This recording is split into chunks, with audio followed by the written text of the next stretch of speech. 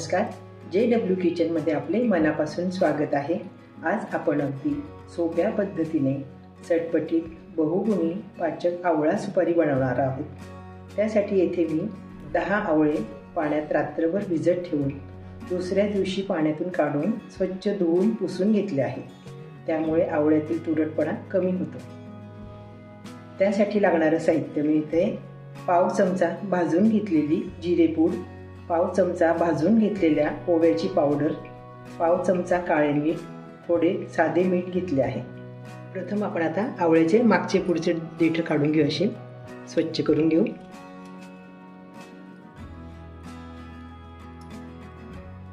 थोडे डाग असतात ते काढून घ्यायचे।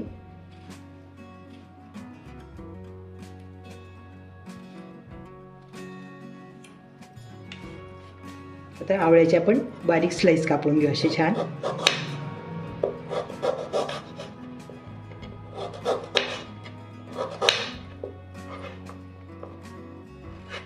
आपल्याला हव्या त्या आकारात आपण कापू शकतो। छान रसरशीत आवळीत मस्तच बाजारात छान आवळे मिळतात हे सध्या।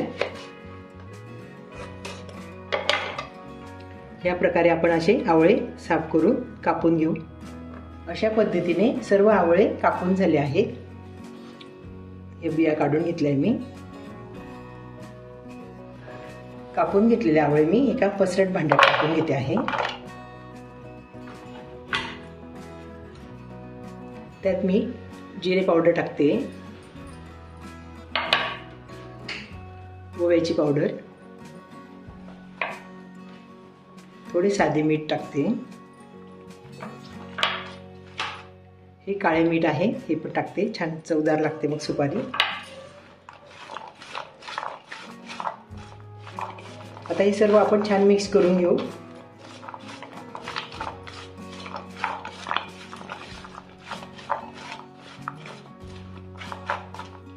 सर्व साहित्य छान मिक्स करून झाले आहे।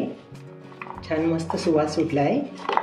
ही सुपारी आपण 3 ते 4 दिवस उन्हात वाळवूनही घेऊ शकतो, पण मी ही सुपारी बरणीत भरून फ्रीझरमध्ये ठेवणार आहे।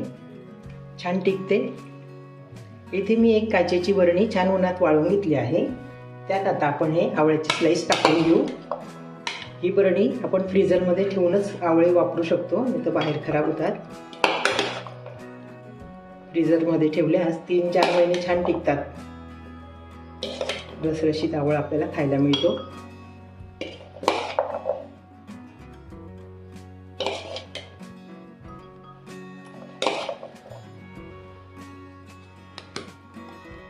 चविष्ट, जिभेला चव आणणारी चटपटीत अशी आवळा सुपारी खाण्यासाठी तयार आहे।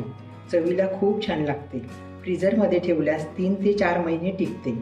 तर मग आपण पण या पद्धतीने पाचक आवळा सुपारी घरी नक्की करून बघा। हा व्हिडिओ बघितल्याबद्दल धन्यवाद। व्हिडिओ आवडल्यास लाईक करा, शेअर करा आणि सबस्क्राईब करा।